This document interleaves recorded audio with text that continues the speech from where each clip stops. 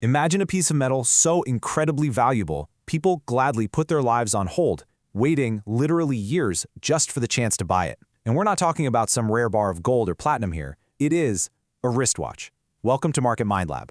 In today's explainer, we're launching into a deep investigation of what we call the Rolex paradox. We're going to uncover the hidden psychology behind how one single brand engineered the ultimate architecture of absence, and in the process, how they manipulated human desire on a truly global scale. So let's get right into it. We absolutely have to start with the impossible situation right at the center of this story. Think about this. How did the most famous watchmaker on Earth, a company that intentionally maintains completely empty store shelves, quietly pull this off while operating as a charity? It sounds completely absurd, I know, but Rolex is technically a nonprofit, and yet, somehow, they've managed to turn a simple mechanical tool into a highly liquid financial asset, an asset that, frankly, often behaves a lot more stably than the stock market itself. To really grasp the sheer scale of this empire, you just have to look at this number, $11 billion. That is the staggering annual turnover this seemingly unstoppable brand generates year after year. They've got the customers, they've got the immense cash flow, and they hold absolute, undeniable market dominance. But then we hit the paradox. Contrast that massive $11 billion revenue with this number, 0. That's their officially reported profit, 0. How on earth could a company this wildly successful operate this way? Well, to understand why this bizarre structure exists, we have to look backward at what people originally believed about wristwatches and the really critical decisions that fundamentally changed the trajectory of the entire luxury world. Our story actually begins way back in 1905 with an orphan named Hans Wilsdorf. Now, the prevailing belief at the time was that wristwatches were these fragile little pieces of jewelry meant only for women, while serious men carried pocket watches. But Wilsdorf, he made a very different assumption. He had this radical vision that a wristwatch could be incredibly precise and perfectly durable, and he systematically built that legend. In 1926, the Oyster became the world's first waterproof case. Then, in 1931, the perpetual rotor introduced the very first self-winding movement. You see, Rolex wasn't a luxury status symbol yet. Not at all. They were just making incredibly precise tool watches meant to survive on the wrists of deep-sea divers, pilots, and explorers. That brings us to the critical decision. 1960, removing the pressure. That early technological success is definitely impressive. But in 1960, Wilsdorf made a choice that permanently altered the psychology of the luxury business. He realized that financial pressure changes how leaders behave, right? It often forces them to compromise. So, he just removed that pressure entirely. Before he died, Wilsdorf transferred 100% of Rolex ownership to the Hans Wilsdorf Foundation. This is the decision that literally changed everything. By giving the entire company away to a foundation, he completely removed all traditional shareholder demands. There were no investors banging on the door demanding dividends, and no board members demanding aggressive, short-term growth that might ruin the brand's long-term aura. And this brilliantly illustrates their ultimate strategic advantage. Think about it. Most massive corporations are trapped in this vicious cycle of trying to please Wall Street for the next 3 months. They are totally forced into quarterly earnings anxiety.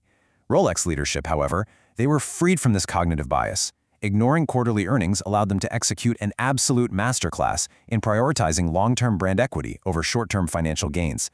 They weren't looking at the next quarter, they could focus on the next 50 years. Now we enter the hidden psychology, and what we call the architecture of absence. This extreme long-term thinking created a fascinating and, let's be honest, deeply frustrating modern reality. Because if you walk into a Rolex dealership today with your credit card ready to go, you're almost guaranteed to find absolutely nothing but empty display cases. You literally cannot just buy a watch. You're politely told to join a waitlist. This is the architecture of absence, the careful, deliberate choreography of unattainability. The brand realized that what does not exist suddenly becomes far more valuable than what does. Think about the crazy customer behavior this creates. Enforcing these waitlists completely reverses the traditional retail power dynamic. It takes incredibly wealthy individuals, people who are entirely used to immediate gratification, and turns them into eager supplicants, literally begging for the right to spend their own money. And psychologically, this triggers a very specific cognitive anomaly known as the Veblen effect. Standard economics tells us that, hey, when prices go up, demand is supposed to go down. But for Rolex, demand actually rises as the price increases and the item becomes harder to get. The sheer difficulty of acquiring the watch becomes the signal of elite distinction. It is a psychological masterstroke that creates this self-fulfilling loop of just eternal desire. But let's look at how humans actually operate within this system. Because the wait list is not some simple first-come, first-served queue at the deli counter, it operates on these whispered hierarchies. First up, you have the VVIPs. They get immediate allocation. Next, regular clients with strong buying histories, well, they might wait a year. And finally, you have everyone else. The general public simply serves as a psychological cushion of demand. This proves that the waitlist is actually just a hidden social ledger. It's allocating worth based on your connections and your purchasing history rather than simply the cash sitting in your wallet. So let's look at the consequences of all this, the financialization and the creation of liquid gold. What actually happens when you engineer this much scarcity in the real world? The market impact is total financialization. These watches completely morphed from timepieces into literal liquid gold. They became these massive passion investments, to the point where, during the pandemic, they were actually outperforming traditional stocks and bonds. And this created an explosive secondary market arbitrage. Because Rolex enforces a soft ceiling on their retail pricing, highly coveted models, like the stainless steel Daytona for example, command secondary market prices that are a staggering 150% higher than the official retail price. Because Rolex utterly refuses to flood the market, buyers who manage to actually secure a watch at retail instantly hold an asset worth significantly more the absolute second they walk out the door. But this hyper-financialization has created a pretty tragic, brutal reality in the broader watch market. Recently, gold prices surged to record highs, hitting over $5,000 an ounce. Because of this, dealers are finding that the raw metal content of some classic vintage watches is actually worth more than the watch's resale value as a timepiece. For example, an Omega Constellation that might fetch 4,000 pounds at auction, it contains over 5,000 pounds worth of raw gold. So, these beautiful historical watches are actively being melted down. History is literally being destroyed just for the sake of the raw metal. Rolex largely survives this destruction strictly because its brand equity so heavily outpaces the price of its raw materials. Which leads us to the lesson we can all take away from this: the collector's paradox. What can businesses and people truly learn from this whole phenomenon? We really have to shift our focus to the profound psychological cost paid by the very individuals who actually win this waiting game. See, many victorious buyers suffer from what's called the collector's paradox. It's this curious, almost heavy emptiness felt when a heavily pursued item is finally acquired.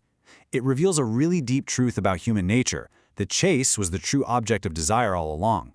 Once the watch is finally obtained, ownership becomes purely strategic. Instead of being worn with genuine emotional attachment, the watch is simply locked away in a dark safe as a financial asset. So, the crucial point here is summarized perfectly by this quote: "Scarcity is a choice, not a failure. By refusing to just clear the market and make enough watches for everyone, Rolex hands the immediate cash profit over to secondary dealers, sure, but they keep the ultimate prize for themselves: eternal desire." The most brilliant product Rolex ever created isn't actually a mechanical watch, not at all. It is the sheer privilege of waiting. In a world of instant digital gratification, intentionally withholding access is the ultimate flex of brand power. I want to leave you with this final, provocative thought. Tell me, would you spend 5 years on a waitlist for a watch you might never actually wear just to know you belong to that elite hierarchy? This entire explainer is really just a mirror reflecting our own cognitive biases back at us. It shows us exactly how deeply we crave status, and how easily our desires can be engineered by the deliberate architecture of absence.